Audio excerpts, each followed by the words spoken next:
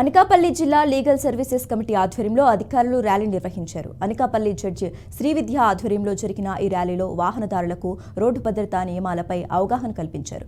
వాహనదారులు భద్రత కోసం హెల్మెట్ ధరించాలని, అది మీ ప్రాణాలను రక్షిస్తుందన్నారు. హెల్మెట్ లేని ప్రయాణం ప్రమాదకరమన్నారు. Drunk and drive, triple riding చేస్తూ యువత ప్రాణాలు కోల్పోతున్నారని వెల్లడించారు.